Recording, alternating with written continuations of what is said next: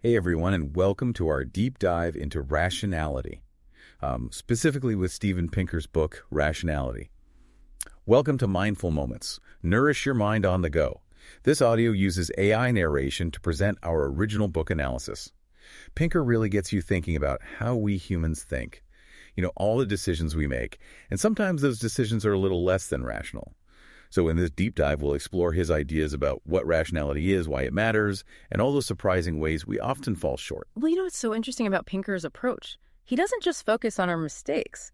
He goes way back and highlights some of the incredible feats of human rationality, like all the way back to our hunter-gatherer ancestors. I was fascinated by that part. Talk about the sand people of the Kalahari Desert for a minute. Oh yeah, their tracking skills are incredible. They use logic and probability to figure out all sorts of information from the tiniest clues, like footprints or a broken twig. They're using ecological rationality that has been honed over generations. It's amazing to think about them just surviving in such a challenging environment. Yeah. And using their powers of observation and deduction. Absolutely. It really challenges the idea that rationality is just a product of Western civilization. It's much more fundamental than that. Yeah, it's a human capacity that we've developed over millennia. So, okay, we've established that rationality is this really deeply ingrained human trait. But then where do things start to go wrong? Well, one of the things that Pinker points out is that even though logic is a really powerful tool, our brains aren't always wired for purely logical thinking.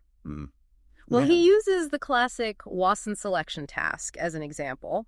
Most people get this logic puzzle wrong, but they do much better when the task is framed in a familiar real-world scenario. So you're saying our reasoning is context-dependent? Yeah, exactly. We're better at reasoning in situations that are similar to the kinds of challenges that our ancestors faced. That makes sense given our evolutionary history. But what about when we need to think more abstractly? Well, that's where Pinker says education and institutions come in. They help us develop those critical thinking skills and that abstract reasoning that go beyond our sort of innate ecological rationality. Pinker also spends some time in the book talking about probability. That's another area where our intuitions can be a little off base. Oh, yeah.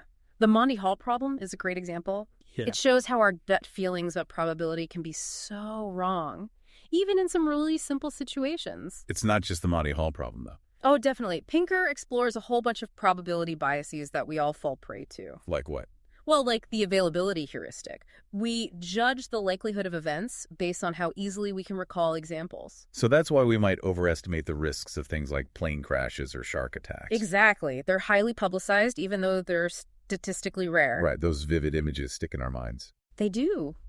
And they make those events seem more probable than they actually are. He also talks about the conjunction fallacy. That's where we assume the probability of two things happening together is higher than the probability of just one of those things happening. Oh, wow. That can lead to some faulty judgments. Yeah, especially when we're dealing with stereotypes and assumptions about how the world works. So basically, our brains are kind of wired to find patterns, even when they don't exist. That's right. It's fascinating, isn't it? And that leads us to his discussion of the cluster illusion. Ah, yes, where we see patterns in random events, which can lead to superstitions and, misattributing causes for things. So as humans, we're always trying to find meaning, even in chaos. It seems that way. It's a double-edged sword. It helps us learn from experience, but it can also lead us down some pretty irrational paths. It's interesting how Pinker connects all these cognitive biases to real-world issues. Like, he argues that our perception of risk is often distorted. Things like novelty controllability, natural versus human-made threats. All these things can have a big impact on public policy and how we behave. Yeah, I see what you mean. Like, we might overreact to some risks while underestimating others. And it's all based on fear rather than actual probability. Exactly. Like, think about the debates we have over things like nuclear power or genetically modified organisms.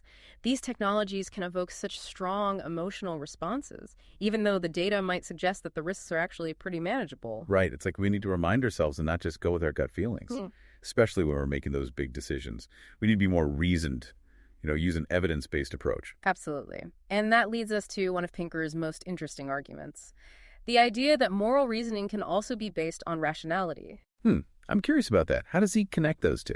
Well, he says that if we just start with the basic idea that we want good things to happen to ourselves and that we're social creatures, so our well-being is connected to others, then we can reason our way to a set of moral principles that actually benefit everyone. So you're saying it's not about getting moral values from some outside authority. It's more about recognizing that we all have shared interests. Exactly. We all have these interconnected human experiences. I like that. And that ties back into Pinker's idea that rationality isn't just about logic. It's also about understanding human emotions, motivations and social dynamics. For sure. And he explores this concept of motivated reasoning, which is where we tend to prefer information that confirms our existing beliefs. And we reject any evidence that challenges those beliefs. Oh, I think we've all done that at some point. It's like we want to protect our sense of self and our worldview. But this can lead to something Pinker calls the tragedy of the rationality commons.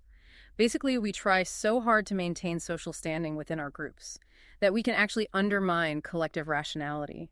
And that can lead to misinformation and all kinds of harmful beliefs spreading.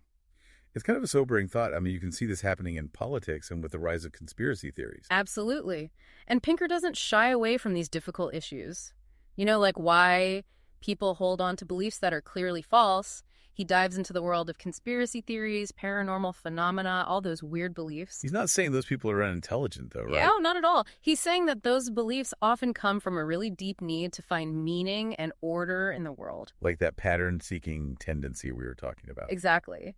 And Pinker suggests that these beliefs can be really powerful emotionally. They can serve social functions, like giving people a sense of belonging, or providing simple explanations for really complex events. That makes sense. Like conspiracy theories often give people a feeling of control in a world that feels unpredictable. Right. They offer someone to blame for complex problems, and they reinforce that us versus them mentality. And then you add social media to the mix, where information spreads so quickly and algorithms create these echo chambers. It becomes even harder to separate fact from fiction. It does.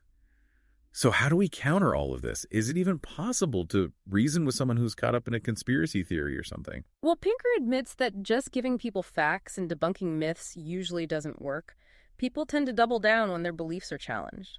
So are we stuck? Are we going to live in a world where reason and evidence are constantly under attack? Pinker doesn't have easy answers, but he does offer some strategies for promoting rationality and having more informed public discussions. Okay, I need some hope here. Right. What can we do? He really emphasizes education, not just teaching logic and critical thinking, but also cultivating intellectual humility and being open to evidence. So it's about how to think, not just what to think. Exactly. And he also suggests that we need to be more careful about what information we consume and share, especially on social media, and be more willing to engage with different perspectives, even those that we might disagree with. It's a challenge, for sure. But if we want to have a more rational public sphere, it's essential. Anything else? Well, he also highlights the role of institutions in promoting rationality, like universities and the media. They have a responsibility to uphold standards of truth and to create spaces for honest debate. They need to resist those pressures to be sensational or ideological. Exactly. And Pinker's argument is that if we can encourage a more rational and informed public discourse, then we'll be better equipped to deal with the challenges we face as a society. It sounds like he's pretty optimistic about the power of reason to make things better. I think he is. He knows there are challenges, like our biases and the allure of those irrational beliefs. But he sees the potential for human reason to really help us understand the world and to build a more just peaceful and flourishing society. It's amazing how Pinker brings together all these different fields like psychology, economics, philosophy, history. Yeah, he makes it clear that rationality isn't just about some, abstract logic. It's about how our minds actually work, how we interact with each other, and, just understanding the world around us. And he tackles some really big questions like the relationship between rationality and morality. Can we actually get ought from is? I've always found that debate so interesting. Can we really base moral principles on reason? Or are they ultimately just subjective? Well, Pinker argues that if we begin with just the basic idea that we prefer good things to happen to us and that we're social creatures, our well-being's connected to others, then we can reason our way to a set of moral principles that promote cooperation and actually benefit everyone. So it's kind of like recognizing that shared humanity and understanding that harming others ultimately harms ourselves. Right, exactly. Pinker argues that this kind of framework can help us with all sorts of moral dilemmas, questions of fairness and justice, individual rights and responsibilities. It's a good reminder that rationality isn't just cold calculation. It's also about empathy, compassion, wanting to build a better world. Absolutely. And that brings us back to Pinker's main message. Rationality isn't some impossible ideal. It's more like a set of tools that we can all learn and get better at using. I like that. And he gives some really practical advice on how to become more rational thinkers. He does. He talks about Bayesian reasoning, which basically means updating our beliefs when we get new evidence. You start with the belief and then adjust it as you learn more, always being open to changing your mind when there's good evidence. So it's a constant learning process. Being rational means questioning your assumptions and being open to new information.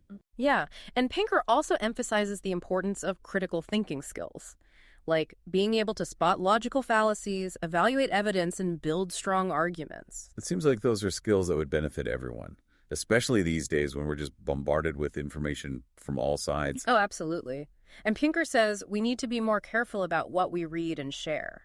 Especially on social media, misinformation spreads like wildfire. So we need to develop that healthy skepticism. Yeah.